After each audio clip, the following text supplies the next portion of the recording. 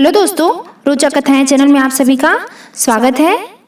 आज मैं आपको बृहस्पतिवार की माँ लक्ष्मी की कथा सुनाने जा रही हूँ। तो आइए सुनते हैं बृहस्पतिवार की कथा।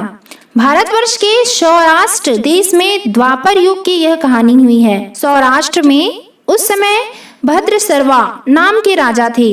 वे बड़े पराक्रमी राजा थे। 4 वेद, 6 शास्त्र, 18 पुराणों का उन्हें ज्ञान था। उनकी रानी का नाम सूरज चंद्रिका था। रानी दिखने में सुंदर और सुलक्षणा थी तथा पतिव्रता थी। उन दोनों को 7 पुत्र तथा उसके बाद एक कन्या का वरदान मिला था। कन्या का नाम श्यामबाला था। एक बार महालक्ष्मी जी के मन में आया कि जाकर उस राजा के राजप्रसाद में रहे। इससे राजा को दुगनी धन दौलत की प्राप्ति होगी और वह इस धन दौलत से अपनी प्रजा को सुख दे पाएगा। गरीब के घर अगर रहे और उसे धन दौलत प्राप्त हो तो वह स्वार्थी की तरह केवल अपने ऊपर ही खर्च करेगा। यह सोचकर श्री महालक्ष्मी जी ने बूढ़ी ब्राह्मण स्त्री का रूप धारण किया। हाथ में लाठी लिए लाठी के सहारे रानी के द्वार तक पहुंची। उन्होंने बूढ़ी औरत का रूप धारण किया था, पर उनके चेहरे पर देवी का तेज था। उन्हें देखते ही एक दासी सामने आई और उनसे इनका नाम धाम काम धर्म पूछ डाला। वृद्ध ब्राह्मणी का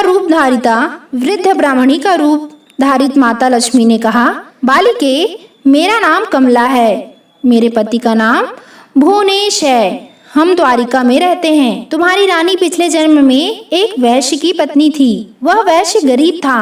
दरिद्रता के कारण हर रोज घर में झगड़े होते थे तथा उसका पति रोज उसे मारता था। इन बातों से तंग आकर वह घर छोड़कर चली गई तथा जंगल में खाली पेट भटकने लगी। उसकी इस दुर्दशा पर मुझे दया आई। तब मैंने उसे सुख संपत्ति देने वाली श्री महालक्ष्मी की कथा सुनाई। मेरे कहने पर उसने श्री महालक्ष्मी का व्रत किया। श्री महालक्ष्मी प्रसन्न हुई। उसकी गरीबी दूर हुई। उसका घर संसार दौलत संतति संपत्ति से भर गया। बाद में पति पत्नी दोनों पर लोक सिधारे। लक्ष्मी व्रत करने के कारण वे लक्ष्मी लोक में रहे। उन्होंने जितने साल महालक्ष्मी का व्रत किया उतने हजारों साल उन्हें सुख भोग मिला। इस जन्म में उसका जन्म राजघरानों में हुआ, परंतु वह श्री महालक्ष्मी का व्रत करना भूल गई है।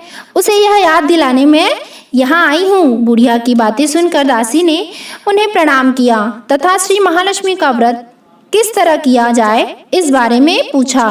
बुढ़िया रूप धारण किए हुए श्री महालक्ष्मी माता ने दासी को पूजा की विधि तथा महिमा बताई। इसके बाद वह दासी माता को प्रणाम कर रानी को बताने अंदर चली गई। राजवैभव में रहते हुए रानी को अपने ऐश्वर्य का बहुत घमंड हुआ था। संपत्ति तथा अधिकार की वजह से वह उन्मत्त हो गई थी। दासी द्वारा बताई गई बुढ़िया की बातें सुनकर वह आग बबूला होकर राजद्वार पर आकर बुढ़िया रूपी श्री महालक्ष्मी पर बरस पड़ी। उसे यह मालूम नहीं था कि श्री महालक्ष्मी माता बुढ़िया का रूप धारण किए द्वार तक आई है, परंतु रानी का इस कदर रूखा बर्ताव तथा अपना अनादर देखकर माता ने वहां ठहरना ठीक न समझा। वे वहां से चली पड़ी। राह में उन्हें राजकुमारी श्यामबाला मिली। उन्होंने श्यामबाला को सारी बात बताई। श्यामबाला ने अपनी ओर से श्री महालक्ष्मी माता से क्षमा मांगी। माता को उस पर दया आई। उन्होंने श्यामबाला को श्री महालक्ष्मी व्रत के बारे में बताया। उस दिन अघन मार्गशीर्ष माह का पहला गुरुवार था। श्यामबाला ने परम श्रद्धा से श्री महालक्ष्मी का व्रत रखा। फलस्वरूप राजा सिद्धेश्वर के सुपुत्र मालाधर से विवाह हुआ। वह धन दौलत ऐश्वर्य वैभव से माला माल हो गई। पति के साथ ससुराल में आनंद से दिन बिताने लगी। इधर श्री महालक्ष्मी का रानी पर प्रकोप हुआ। फलस्वरूप राजा भद्रसर्वा का राज्य एवं राज कारोबार नष्ट हो गया। यहाँ तक कि खाने के लाले पड़ गए। ऐसी हालत में एक दिन रानी ने राजा से निवेदन किया, हमारा दामाद इतना बड़ा राजा है, धनवान है, ऐश्वर्यशाली है, क्यों न उनके पास जाया जाए, अपना हाल उसे बताए, वह जरूर हमारी मदद करेगा। इस बात पर राजा भद्रसर्वा दामाद के पास रवाना हुए। राज्य में पहुंचकर एक तालाब के किनारे थोड़ी देर विश्राम लेने के लिए ठहरे।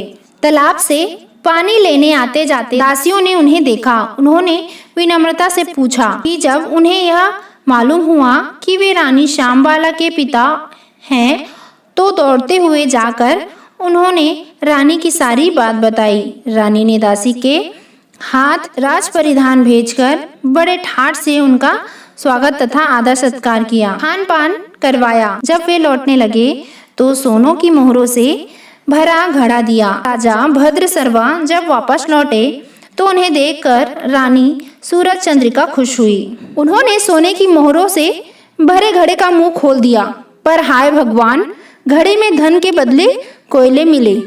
यह सब श्री महालक्ष्मी के प्रकोप से हुआ।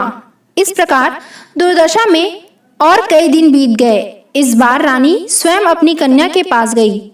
वह दिन अघन माह का अंतिम गुरुवार था। श्यामबाला ने श्री महालक्ष्मी का व्रत किया, पूजा की, अपनी माता से भी व्रत करवाया। इसके बाद रानी अपने घर आई। श्री महालक्ष्मी व्रत रखने पर उसे फिर से अपना राजपाट, धन दौलत, ऐश्वर्य प्राप्त हुआ।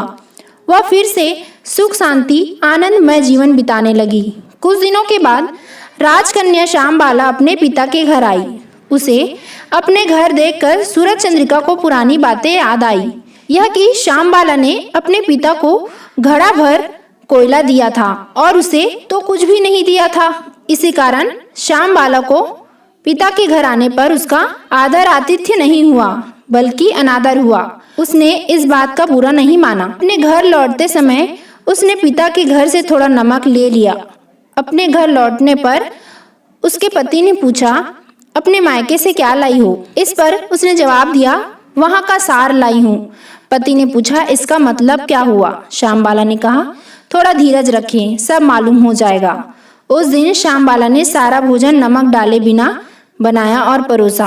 पति ने खाना चखा। सारा खाना नमक बिना था, इसलिए स्वाद न आया। फिर श्यामबाला ने थाली में नमक डाला, इससे सारा भोजन स्वादिष्ट लगने लगा। तब श्यामबाला ने पति से कहा, यही है वह मायके से लाया हुआ सार। पति को उसकी बात सही लगी। फिर वह दोनों हंसी मजाक करते हुए भोजन करने लगे। कहा गया है कि इस तरह जो कोई श्रद्धा भाव से श्री महालक्ष्मी की पूजा करे, उसे माता की कृपा प्राप्त होती है, सुख संपत्ति शांति प्राप्ति होती है, सभी मनोकामनाएं पूरी होती है। परंतु यह सब प्राप्त होने पर माता की पूजा को भूलना नहीं चाहिए। हर गुरुवार को व्रत पाठ अवश्य करना चाहिए। इस तरह श्री महालक्ष्मी की महिमा भक्तों की मनोकामना पूर्ण करती है। इस प्रकार श्री अघन बृहस्पति व्रत कथा, श्री महालक्ष्मी की गुरुवार की कथा संपूर्ण होती है। बोलो माता महालक्ष्मी की जय।